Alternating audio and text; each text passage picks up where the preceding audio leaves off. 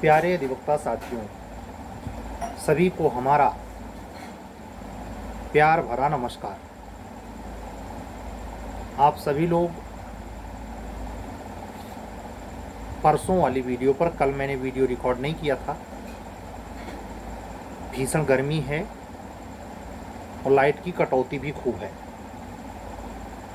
ऐसे में चीज़ों का शेड्यूल गड़बड़ा गया है। फिर भी मेरी कोशिश होती है कि आप सभी से संवाद स्थापित किया जाए। उसी के अनुक्रम में आज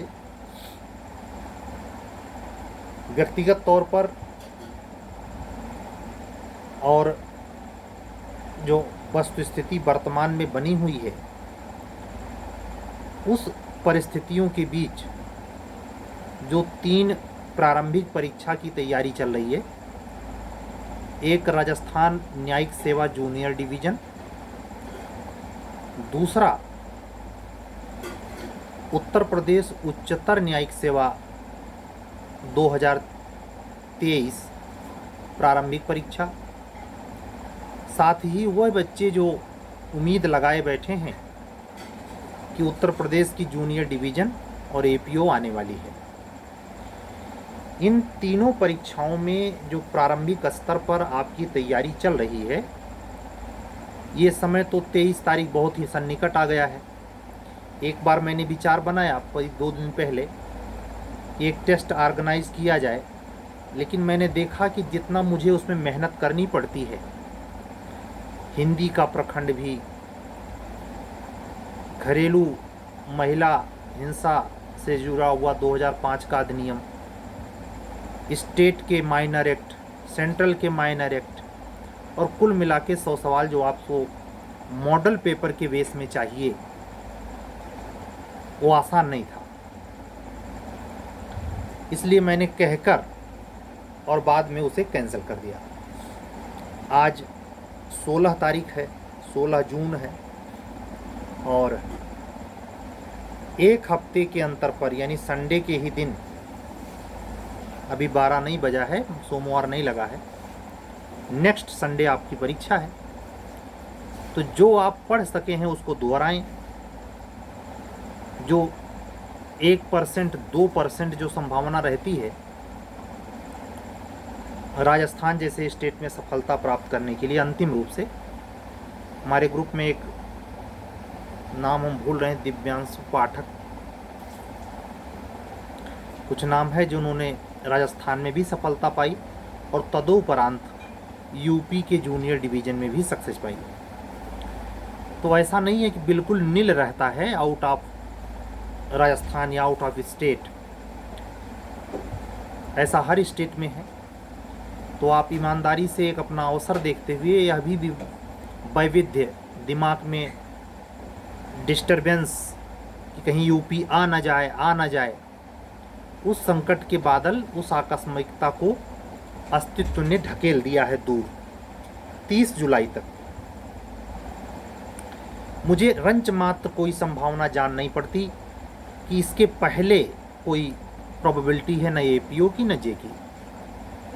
अब आप लोगों के इस कसमकस भरे मकड़ जाल से, जिसमें कमीशन उलझा हुआ है, जब तक वो 30 जुलाई और उसके बाद घटी घटना, उस पर पड़े प्रभाव, विधिक और कमीशन के भीतर परीक्षा लेने की जो शेड्यूल प्रणाली है, जो समय सारणी है, जो कैलेंडर है, उसके बीच में एक सेतुगत संबंध अगर निर्मित हुआ तो जो दिसंबर में डेट है उस पर विज्ञापन निकालकर परीक्षा ली जा सकती है।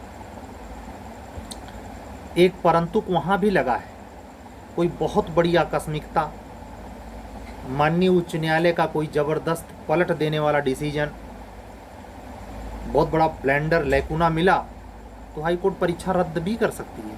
ये तो पावर है ही हाई कोर्ट को। भले से ट्रेनिंग में लोग चले गए, ये भी संभावना रहती है, क्योंकि अगर ज़्यादा स्तर पर ये मिला साक्ष्य, जो कि पूरी ताकत लगाएगा कमीशन ऐसा कुछ हो ना पाए, लेकिन अगर बाई दबे 1% तो उधर बहुत नहीं कल्पना की उड़ान, घोड़े की उड़ान भरने हैं, बल्कि इस समय को जो आपको इत्तेफाक से मिल गया नहीं वैकेंसी, आप जरा तमाशा देखें, सितंबर में आते आते रह गई, फरवरी में, दिसंबर में आते आते रह गई, फरवरी में आते आते रह गई, जून में आते आते रह गई।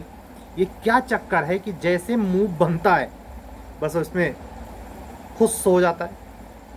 घटना भी यही है और डिले भी है, आपके सामने दोनों है। ऐसा है नहीं कि जो सामने घटनाएं घटी हैं वो प्रिडिक्टेबल थी, पहले से थी, जैसे एकदम एकदम नेक टू नेक था कि एपीओ की वैकेंसी आ जाएगी। अचानक पता चला कि अध्याचन में कोई त्रुटि है, उसे कमीशन ने वापस कर दिया है। तो ये जो घटनाएं, जैसे यूपी के बारे में चल ही रहा था, अचानक स्टेटस रिपोर्ट रिलीज हो गई, पता चला कि 2 साल का एक्सपीरियंस का चक्कर है।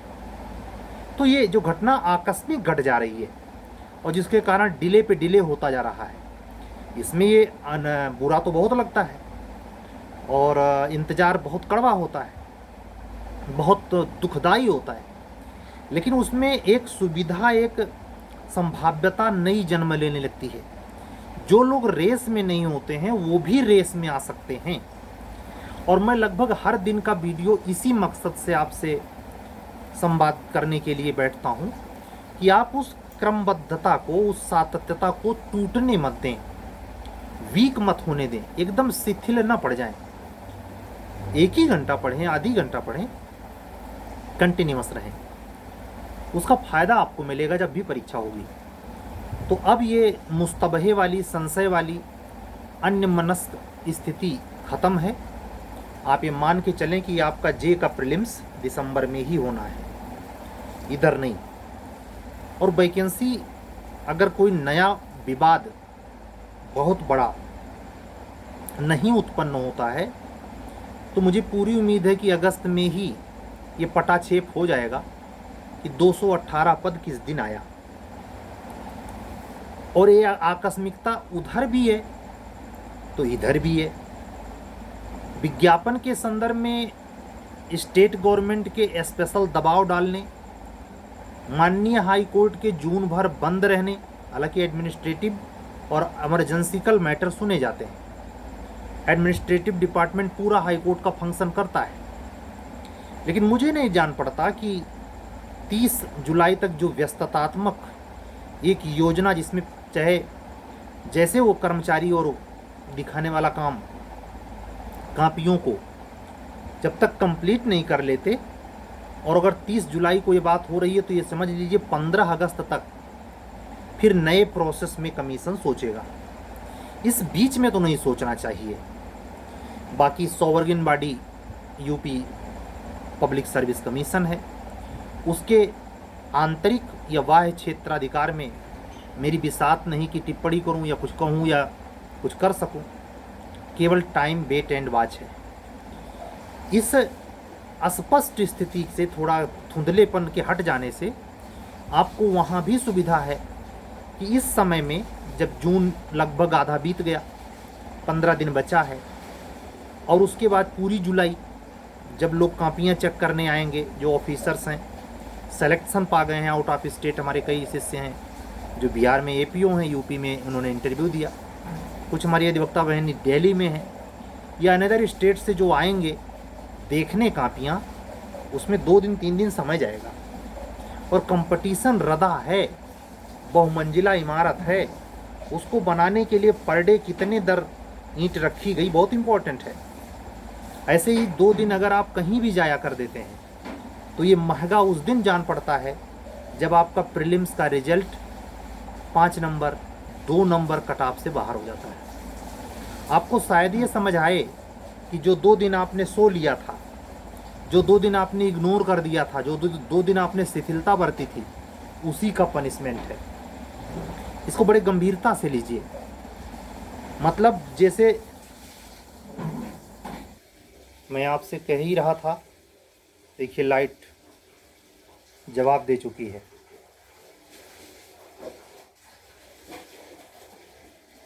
लाइट का वेट ही कर लेते हैं। हम बात कर रहे थे आपसे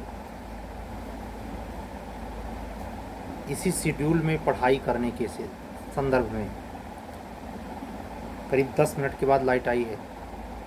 ये बहुत दिक्कत कर रहा है, मतलब कोई भी काम, रेगुलर क्लासेस, सीरीज़, सब पर प्रभाव पड़ गया है। हमें लगता है जून इससे प्रभावित रहेगा जब तक मानसूनी बारिश नहीं हो जाती, जिसकी संभावना 25 जून के आसपास है। और आप कहीं भी हों, उत्तर प्रदेश के किसी भी इलाके में हों, भीषण गर्मी है। शहर, देहात, गांव, कुछ भी फ़र्क नहीं पड़ता। तो इसमें अपने आप का संतुलन बनाते हुए अपनी पढ़ाई जारी रखिए और यह ध्यान रखिए कि जब भी प्रीलिम्स होगा, जैसे जो संभावना सुरक्षित डेट के आधार पर दिखती है, तो आप उसमें पिछड़ न जाएं। तो ये जो खाली समय मिल गया है आपको, जो आ जाती तो इसमें वो समय जाता कि नोटिफिकेशन आउट है और परीक्षा की तिथि आनी है। जैसे एचजेएस में ऐसा आपके साथ नहीं है। आपके साथ पूरा फ्री माइंड से आप अभी पढ़ाई करें, चाहे प्री या मेंस, दोनों में से कोई टेस्ट सीरीज पे अगर आप फोकस हैं या आप खुद से पढ़ते हैं, तो इस बात में पूरी संभावना है कि ये कंटिन्यूस आपको जून 15 दिन, 15 जून से 15 जुलाई, 15 जुलाई से 15 अगस्त 2 महीने, 15 अगस्त से 15 सितंबर के बीच आपकी विज्ञापन आने की संभावना। ये तीसरा स्टेप, तीसरा महीना। 15 सितंबर से 15 अक्टूबर चौथा महीना, 15 अक्टूबर से 15 नवंबर पाँचवा महीना और 15 नवंबर से 15 दिसंबर, यानी लगभग 6 महीने बाद आपका एग्ज़ाम है। 180 दिन आपके पास है। जो लड़का बिल्कुल तैयारी में ना हो, वह भी तैयारी में आ जाए। एक गोल्डन अपॉर्चुनिटी। मैं अधिवक्ता बहनों से कहूँगा, जो बहुत सारी अधिवक्ता बहन बंधु ऐसे भी हैं जिन्होंने राजस्थान अप्लाई किया है, ना उनका यूपी एचजेएस से लेना देना है, वो चुपचाप केवल वेट कर रहे हैं और अनदर स्टेट की वैकेंसी आ भी जाए तो फॉर्म अप्लाई नहीं करते हैं। ऐसे बच्चों के लिए तो खुला मैदान है, एक बहुत बड़ा अवसर मिल गया है। जो चयन आपका कुछ कमियों के कारण आरटीआई देखने के बाद पता चल जाएगा, आप नहीं कर पाए पिछली बार, उसको इस बार करने का भी बेहतरीन मौका है। जुलाई के तुरंत बाद वैकेंसी नहीं देगा, 30 जुलाई के तुरंत बाद नहीं, कम से कम 15 अगस्त से 20 अगस्त के 30 अगस्त के बीच में ही मैं उम्मीद करता हूँ। तो उसी में अगर आ जाता है तो भी आपको पीछे कमी पता चल गई और उस पर काम करने का समय भी पर्याप्त मिल जाएगा, जिससे आप उस कमी को पाट कर और फाइनल सक्सेस पा जाएं। कुछ अधिवक्ता बंधु हैं जो इंटरव्यू उन्होंने फेस कर रखी है, उसमें से कुछ बच्चों ने हमसे कहा सर सीरीज का पैटर्न चेंज करके एक नया एक और बार करा दें। सोचिए वो बच्चे कितना लिखने के प्रति इंटरेस्टेड हैं। एक बार सीरीज कंप्लीट कर लिए, दोबारा फिर चाहते हैं नए प्रश्नों के साथ, मतलब वो अपने स्तर पर कोई कोर कसर नहीं छोड़ना चाहते। एचजेएस में भी ऐसे हमारे मेरठ से 2 अधिवक्ता हैं जिन्होंने ये बात कही कि सर बिहार हायर जुडिशरी की टेस्ट सीरीज के साथ साथ यूपी वाली हायर टेस्ट सीरीज को भी कंटिन्यू कर दें, अभी भले से प्रीलिम्स नहीं हुआ है। उनकी बात को ख्याल में रखते हुए मैं जो पेपर कॉमन हैं अपने यूपी और बिहार में, और जो पुराने में यूपी में नहीं थे, मैं उसको पेपर सेट कर रहा हूँ। आज की डेट पर लाइट के बहुत व्यवधान डालने से मोटर व्हीकल एक्ट पे बन नहीं पाया, आर्बिट्रेशन पे बन गया है, और उसके बाद कुटुंब न्यायालय अधिनियम जो एक है वो वहाँ हायर जुडिशरी में है, यहाँ भी है, तो उस पर सवाल बनाने हैं। मुख्य परीक्षा के सवाल मेरा अपना व्यक्तिगत मानना है सिचुएशन बेस्ड होगा, थ्योरी बेस्ड नहीं। जितने नए एक्ट आए हैं सब में सिचुएशन दी रहेगी और उसी के आधार पे आपको उत्तर देना रहेगा, चाहे पास्को हो, चाहे दिव्यांगजन हो, जो भी 36 नए एक्ट हैं सब पर। और इन 36 नए एक्ट में से वो एक्ट जो बिहार हायर जुडिशरी में 18 में ऑलरेडी हैं, उनमें से मैं 6 का पेपर करवा चुका, 7वां आज देना चाहिए था, नहीं दे पाया हूँ। कोशिश करूँगा कि 2 दिन पहले ही, यानी नेक्स्ट 18 जून को मुझे देना है। आज 16 हो गया है, 1 दिन का मेरे पास समय है और 1 दिन का अंतर करके मुझे 3 पेपर देने हैं। ये तीनों पेपर लाइट के बार बार व्यवधान डालने और अन्य कार्यों में फंसे रहने के कारण नहीं हो पाया। आज एक अधिवक्ता बहन की कापी भी बल्कि क्वेरी करनी थी, नहीं हो पाई है। तो गर्मी का बहुत बड़ा प्रभाव है। ये मैं आपसे भी उम्मीद नहीं करता कि आप 100% जो आप जिस डेट पे लिख रहे हैं उसी डेट पे दे पाएंगे। अगर इस प्रकार का कोई गर्मी का कोई प्रॉब्लम है कमरे में कोई दिक्कत है तो उसको अपने स्वास्थ्य के ऊपर आके नहीं, स्वास्थ्य का ख्याल करते हुए आप फिर फाइनली दूसरे दिन तीसरे दिन दे देंगे तो भी हो जाएगा। हायर जुडिशरी के भी प्रीलिम्स की तैयारी में कुछ संस्थाएं ऐसी हैं जो जल्दी जल्दी एक्ट ख़त्म कर रही हैं। ये मन में संतुष्टि दिला सकती हैं कि हमने सारे एक्ट पढ़ लिए। एक तरीका ये होता है जो हर घानी छूना चाहता है कि मैं उसमें भी देख लूँ, उसमें भी देख लूँ, उसमें भी देख लूँ, लेकिन आप पाएंगे इससे बेटर वो होता है जो 4 ही पढ़ के जाता है लेकिन पूरा पढ़ के जाता है और उसके क्वेश्चन वो गलत नहीं करता एग्जाम हॉल में। हायर जुडिशरी में प्रीलिम्स परीक्षा में माइनस मार्किंग नहीं है, इसलिए वहाँ ठोस तैयारी आपको निश्चित मेंस लिखने के लिए प्रेफरेंस रख सकती है, दिला सकती है और निश्चित आपको मेंस लिखने के लिए आहार बना सकती है। वो कैसे? जो ऑलरेडी सलेबस हुआ करता था, 25 पेपर जो सलेबस हुआ करता था, उस सलेबस को पाने के लिए, उस सलेबस में अपने आप को सेट करने के लिए जो अधिवक्ता बंधु बहन मिनिमम गलतियां करेगा, मतलब न के बराबर करेगा, वो बड़े आराम से प्री निकाल लेगा। और जो जितना ही उसमें ढिलाई बरतेगा, कारण कुछ भी हो, रिवीजन ना कर पाना कारण हो, परिस्थितियां हो इत्यादि, तो वो उतना ही मुश्किल में पड़ेगा। और ये पॉसिबल है कि अगर वो अपने ही घानी में पराजित हुआ, यानी पुराने सलेबस के आधार पर पूछे गए सवालों के उत्तर में ही गलतियां बहुत कराया, तो ये ज़्यादा संभावना है कि उसको मेंस लिखने को न मिले और इतने बड़े सलेबस में वो प्रीलिम्स निकालने से ही चूक जाए। राजस्थान में अब ये तो कहने का मतलब ही नहीं रह गया है कि नया पढ़िए, जो आप ऑलरेडी पढ़ चुके हैं उसको बार बार दोहराएं। और एक आखिरी, वहाँ का जेएलओ का पेपर जितनी बार हुआ है और वहाँ का जो अब तक का जुडिशरी का पेपर है, उसको तो कम से कम इस समय बिल्कुल ध्येय बनाकर कि एक जेएलओ एक जुडिशरी हल करिए रोज़ सुबह उठते ही। उसका फ़ायदा क्या होगा? रिवीजन ना भी करे, मतलब जो क्वेश्चन पूछे गए हैं उनकी पुनरावृत्ति ना भी करे, तो भी आपका सेंस इतना डेवलप हो जाएगा और सेम क्लास सेम लेवल के प्रश्न जब आपको एग्जाम हॉल में मिलेगा तो आपका दिमाग साइकोलॉजिकल स्ट्रांग जोन में होगा और नतीजा जो आप एलिमिनेट करेंगे, वहाँ माइनस मार्किंग है। जब आप क्वेश्चन के आंसर के लिए एलिमिनेशन पे जाएंगे तो आपका दिमाग एक साइकोलॉजिकल स्ट्रेंथ के होने से सही जगह पे हिट करेगा और आपकी जो 50-50 संभावना रहती है गलत सही होने की, वो 75 और 25 के अनुपात में विभाजित हो जाएगी और ये पॉजिटिव साइन होगा आपके सिलेक्शन पाने की प्रायिकता के संदर्भ में। ठीक है, तो प्रारंभिक परीक्षाओं के इन तीनों सेगमेंट की तैयारी जो अनवरत जारी है, उसमें कौन सी रणनीति अपनाएं, क्या क्या करें इस समय, इस जो समय चल रहा है, जो सिचुएशन है, यूपी लोक सेवा आयोग की बदली हुई परिस्थिति, भीषण गर्मी, इन सब के बीच में क्या निपटें कैसे, उस पर हमने बात की।